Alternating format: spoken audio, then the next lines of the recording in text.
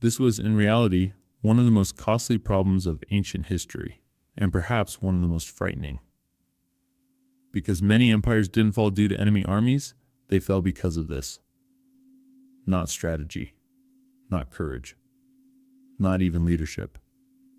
Money. Or more precisely, the ability to pay the men holding the weapons. It is often believed that empires collapsed because they lost wars. But the truth is much simpler and much harsher. They fell because they could no longer afford to sustain their armies. And the moment pay stops making sense, loyalty disappears far faster than ideology ever could. So, welcome. This is where money, power, and history collide. And here, nothing is as simple as it first appears. Now think about it for a moment. No banks, no income taxes, no central banks, no government bonds. And yet, you have hundreds of thousands of soldiers. How do you feed them every year? How do you equip them? And most importantly, how do you keep them loyal? Because soldiers don't fight just for what they believe in. They fight expecting something in return. Security for their families, social status, lands, or simply direct payment.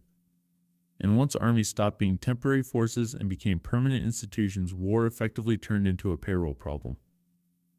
Ancient civilizations had a fundamental limitation. They couldn't print money at will.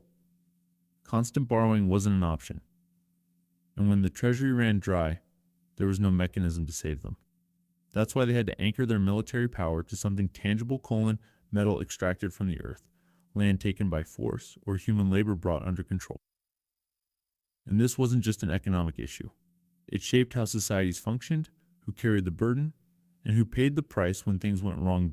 One of the empires that understood this best, and pushed it the furthest, was Rome. At its peak, Rome had around 400,000 soldiers. This wasn't just an army. It was a massive institution. And the expectations of these soldiers were clear. Regular pay, retirement, and often land after service. This wasn't generosity. It was a necessity for the system to survive. Rome's borders weren't held by patriotism. They were held by reliable payments. And the foundation of that system was silver. The denarius, Rome's standard silver coin. Everything revolved around it. Salaries were paid with it, taxes were collected with it, and trade was conducted through it. Even Rome's authority itself was stamped onto that coin. But there was a critical problem. Silver wasn't infinite. One of the main reasons Rome kept expanding was exactly this. The conquest of Spain, for example, wasn't just about prestige. It was about access to rich silver mines. In other words, Rome was quite literally digging its army out of the ground. As long as silver kept flowing, the system worked perfectly. Soldiers trusted their pay. Merchants accepted the currency. Taxes flowed consistently. The army maintained order, protected trade routes, and the system sustained itself. But nature has limits. At some point, the easy silver ran out. Mining became harder. Costs increased. And as the empire expanded, expenses rose even further. Instead of confronting this reality, Roman leaders chose a familiar path: they debased the currency. The denarius still looked the same, but its silver content was gradually reduced, replaced with copper. On paper, nothing had changed. But in reality, everything had. At first, no one noticed. Then prices began to rise. The same goods required more money. Soldiers started realizing their pay was no longer enough.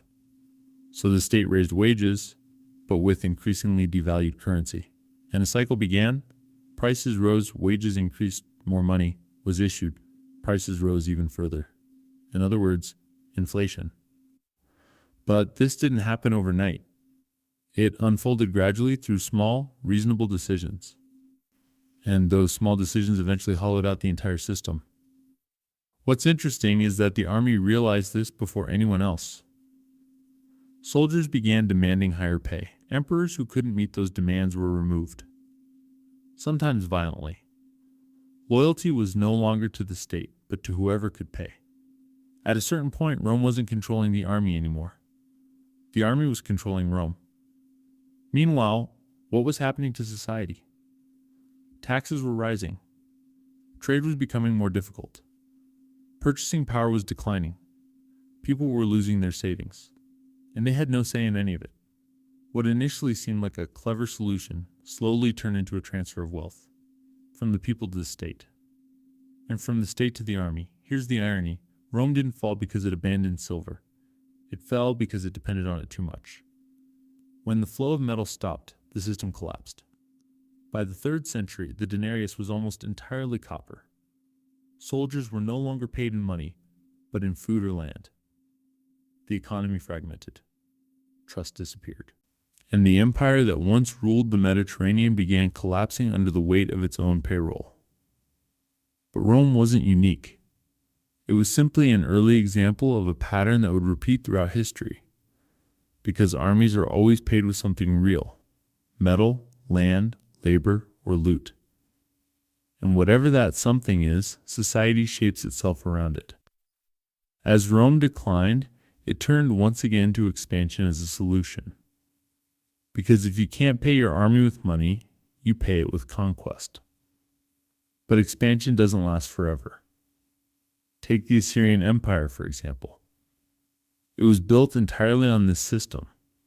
Soldiers weren't paid salaries. They were rewarded through plunder. As long as conquest continued, the system worked. But when expansion stopped, the system collapsed. The same pattern appeared later in the Islamic caliphates. This time, it was more structured, funded through taxation. But when expansion slowed, the system came under strain. In China, a different model emerged. The Han Dynasty relied more on organization than money. Taxes were collected not just in currency, but in grain, cloth, and labor. People were mobilized. The army was sustained directly through these resources. It was efficient, but carried a heavy burden. When state power weakened, it collapsed as well. The Aztecs built their system almost entirely on tribute. Conquered cities were required to continuously supply resources. But when that flow stopped, the empire stopped with it. Different systems, different methods, but one constant truth. Armies are never paid with abstractions. There is always a real cost, and society pays it. Now fast forward to today. Armies are funded through budgets, debt, and digital money. But the underlying logic hasn't changed. Inflation still works much like it did in Rome, quietly eroding value.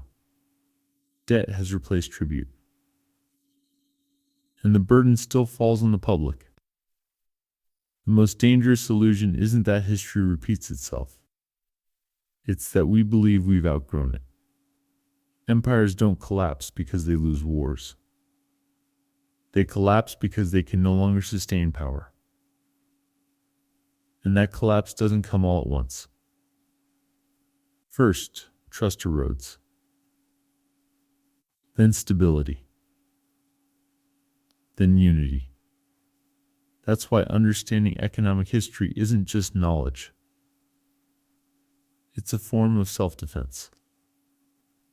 Because if you don't understand how money flows toward power, if you can't see who gets paid first when the system is under strain, then history doesn't need to repeat itself. It simply moves forward. And you live with the consequences without ever understanding the cause.